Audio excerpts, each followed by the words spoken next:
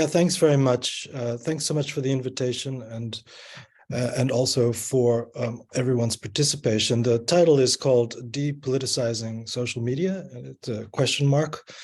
And it has to do with a series of election-related studies on disinformation that started, of course, after the 2016 US presidential elections. And was a wave through Europe. So it was a wave of state-sponsored disinformation studies. I think the first one post-US, well, there were 2 or 3 sponsored in the US, and then there was one in Sweden, and there was one in Germany, and one in France, and I'm sure in other places in Europe. And so I'm going to talk about the one in the Netherlands, which I did in 2019 and published in 2020. And so in order to contextualize that, I want to first show this graphic. So this is the famous graphic that arguably started the so-called. Sorry, Richard, we are still seeing the title slide. Okay. Right.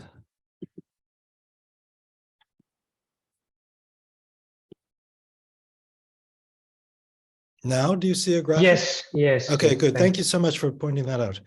So this is the famous graphic that started it all in some ways, at least the most recent wave of what you could call the fake news crisis. So this appeared in BuzzFeed News after the 2016 US presidential elections, and you see quite famously that what Craig Silverman, the journalist called, or the data journalist called, fake news outperformed mainstream news in terms of total interactions or engagement score in the quarter in the run-up to the US elections, just before the 2016 US elections.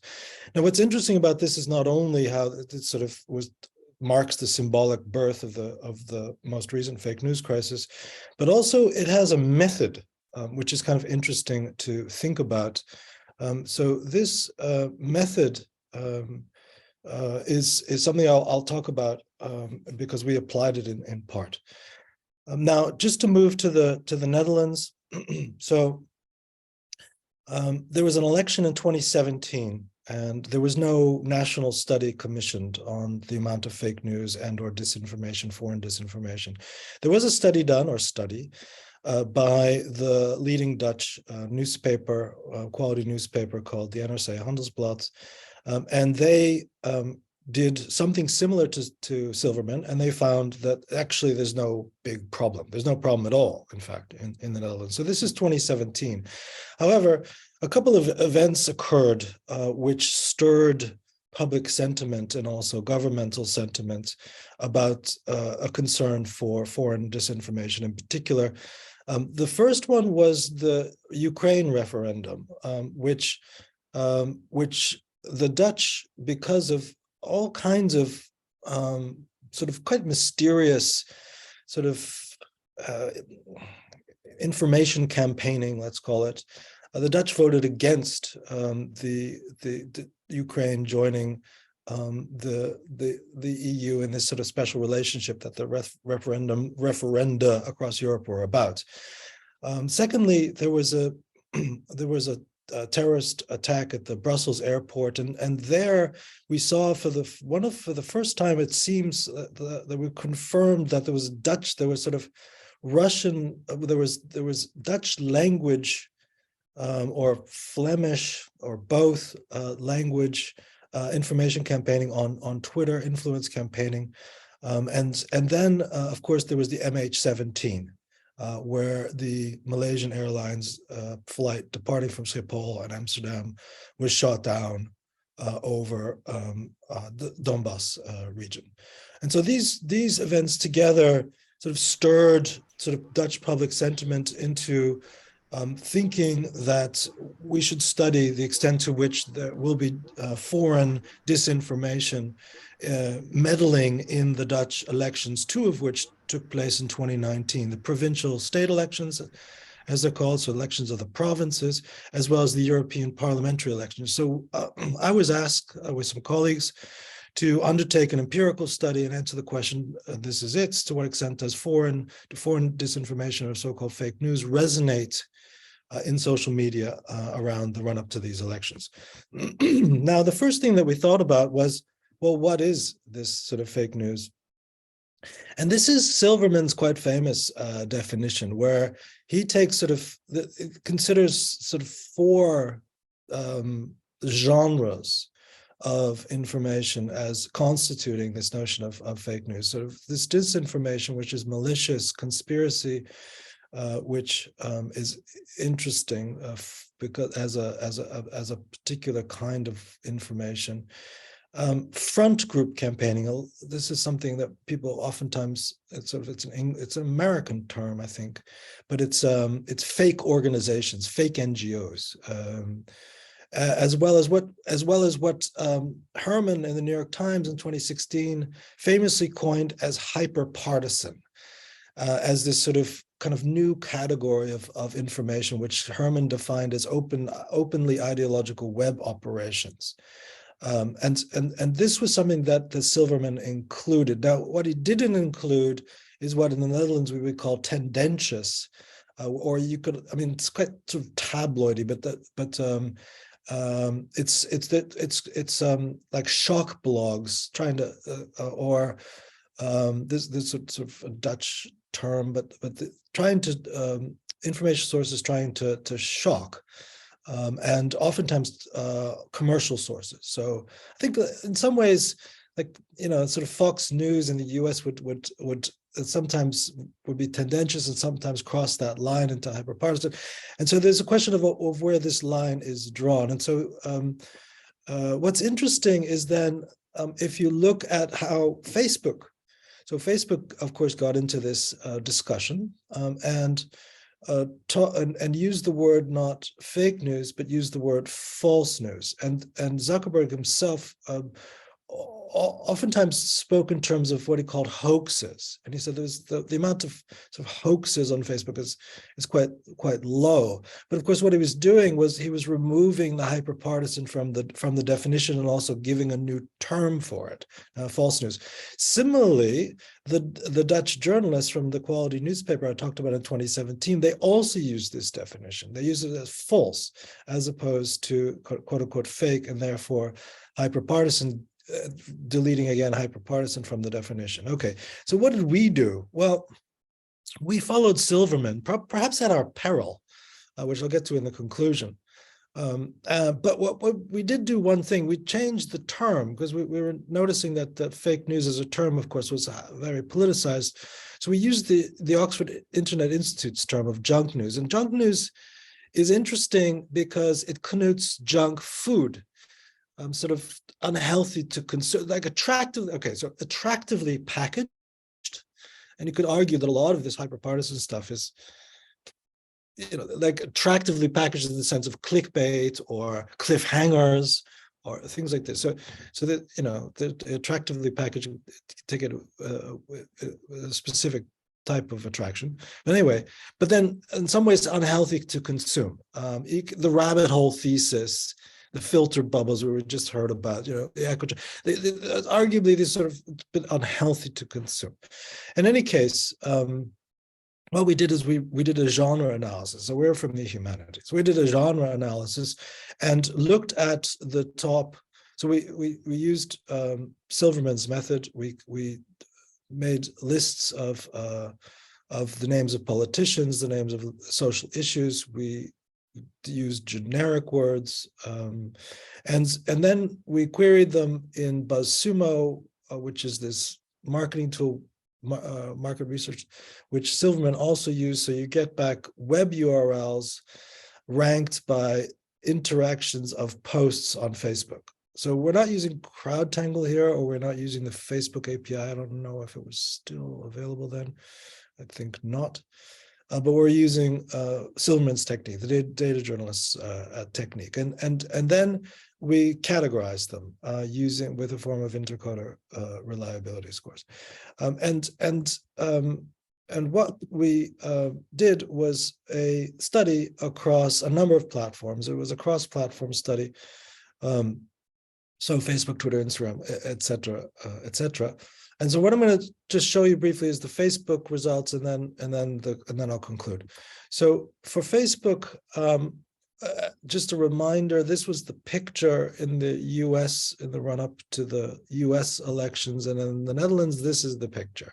So this is the run-up to the provincial state elections in 2019, and you see it's a shorter period of time. This is just sort of like the quarter before the elections, where you see sort of so-called mainstream news was outperforming so-called junk news. In the junk news, incidentally, we did include the hyper-partisan. And in further studies down the road, we showed comparisons between if you include it or if you don't include it. But here we included it because we were following Silverman's method and that of the quality newspaper that came after it.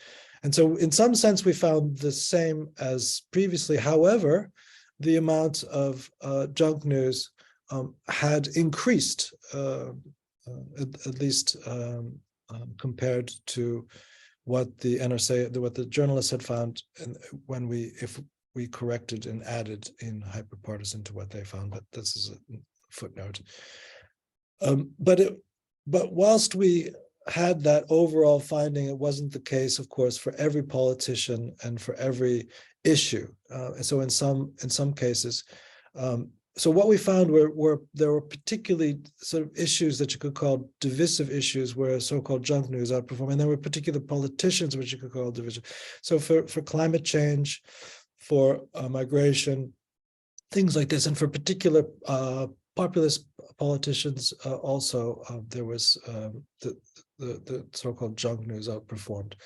So so the major finding, and this was something that the minister kind of didn't expect, was that we found no foreign disinformation whatsoever. Now, it could be that there is somewhere, but it's not in the top 100 or even 200 most engaged with sources, at least if you think of them as sources and not, so we're talking about on a source, well, we're talking about on a story level, translated to a source level. We're not talking about on a narrative level, which is something very, very different, which we'll talk about separately.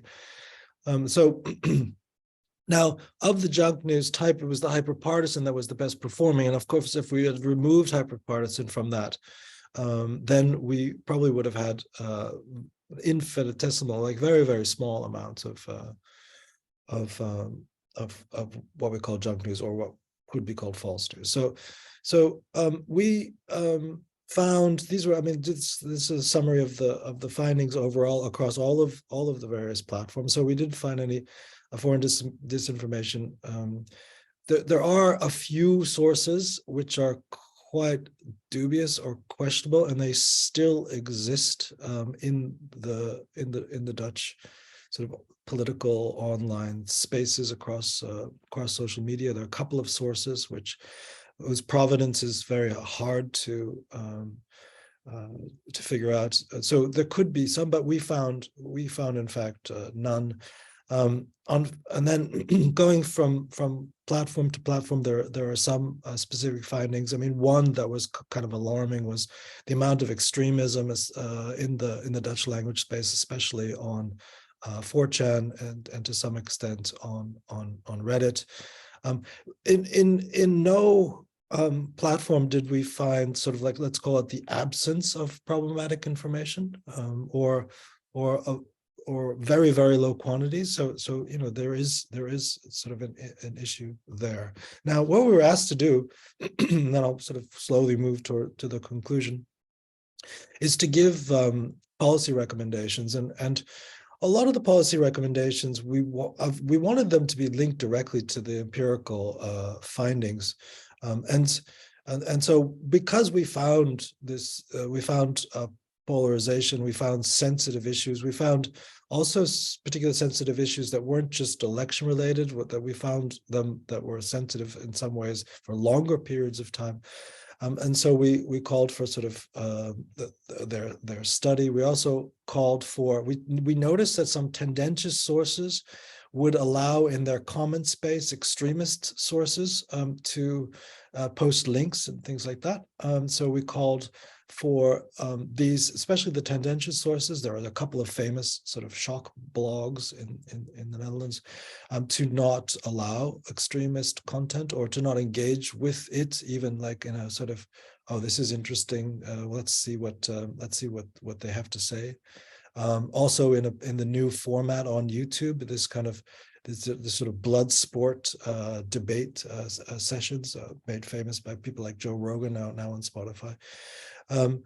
As I said, there were these year-round polarizing issues, and of course we talked about that we need data access. Now, what happened, and this is just how I'm going to conclude, is that when our study was released, we became part of this polarization. So our study was then reframed as a proposal for governmental censorship. It was reframed as libelous. We were sued by a couple of right-wing groups, populist, quite far-right politicians labeled the study as itself junk and fake, and the researchers as such. The women in our group were all were targeted on Twitter. So there was this sort of misogynistic backlash to the study, and so that was the resonance. I mean, there were some newspaper articles that covered it, but that was the main resonance. So we were in the middle of the rise of polarization, as opposed to being able to sort of take some kind of reflexive distance from it.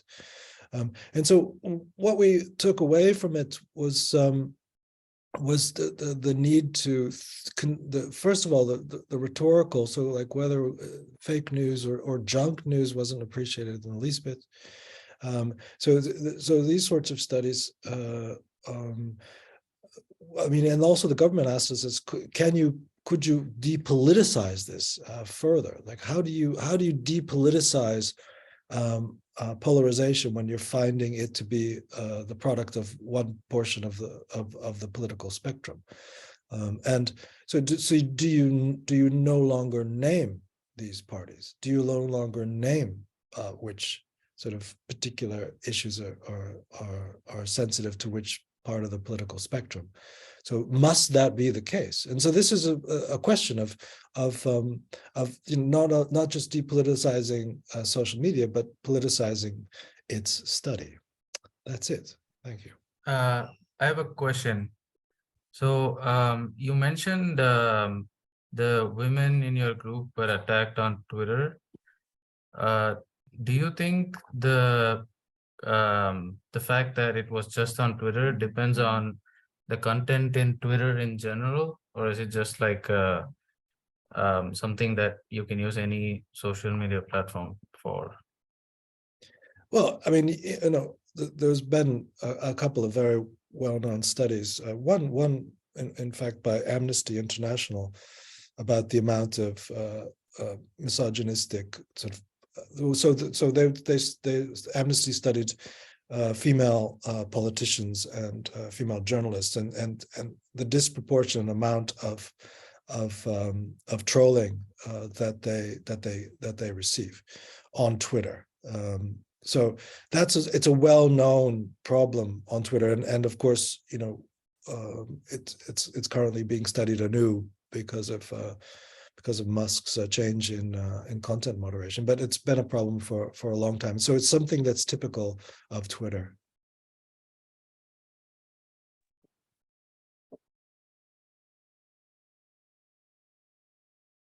Thank you very much, Richard, and to Hans. Any other question to Richard?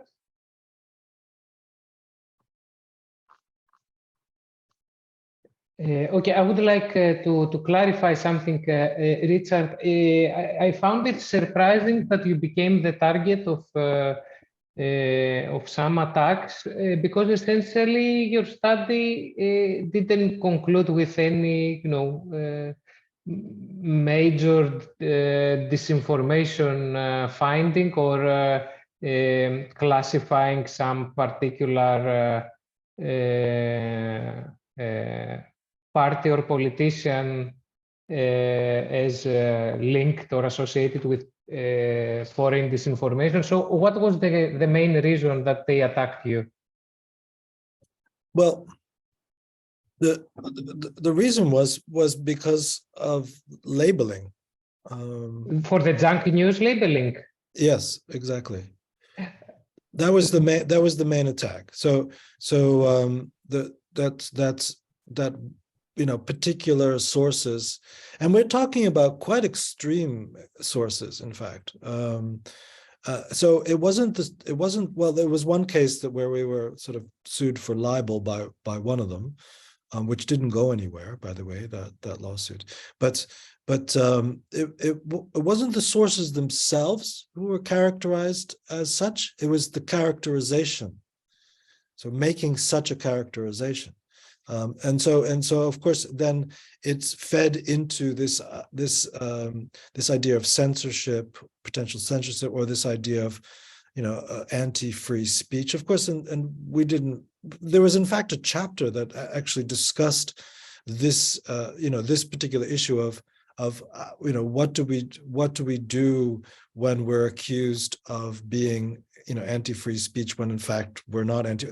We actually addressed this kind of conceptually and theoretically, but that didn't really matter so much. It was the labeling as such, the marking, and of course we could have not published that labeling, right? So this is oftentimes what one does, but of course we're now in a sort of a more of a kind of open data spirit, and oftentimes we're being called upon, not by, in this case, by the government, but we're being asked to publish the data along with it, with the study. And this is also what data journalists do, that we were following that particular method. So we did that in that spirit.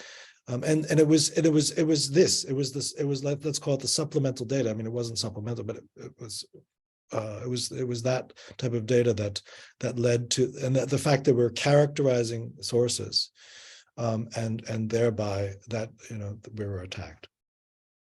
I see. Very interesting. I see a raised hand by Long Pham. Please go ahead. Thank you. Very interesting and thrilling research, actually.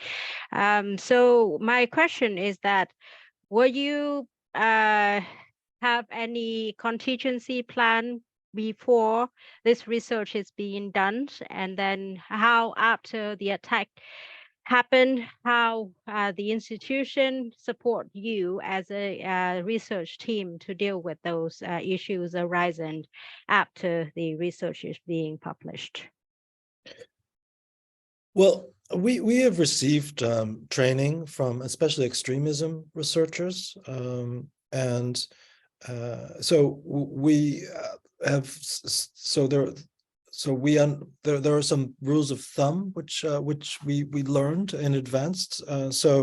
And then some of these we put into action when the attacks started, and so there are a number of things that are important, and that is that you prevent, and this also for journalists as well, that you prevent the capacity for others to dox you, and you prevent the capacity of others to sort of find you sort of at your institution and things like this. So this is important, and then in terms of the institutional support, yeah, it was interesting. I mean, at first that they didn't really, a lot also at the highest levels of the university, that they didn't quite grasp trolling as something that is sort of this kind of normal online phenomenon, that it didn't really know that.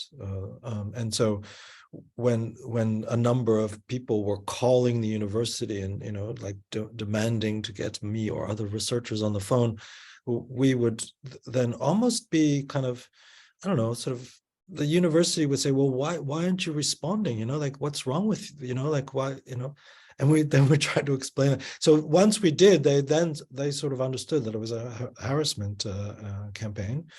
And then what we did was on a couple of occasions, we actually in a kind of safe zone invited, this is what extremism researchers do as well, sometimes, depending. We invited them for to meet and speak with university representatives there, and then once you do that, then that harassment from that particular individual or another particular individual went away. So these are some of the techniques.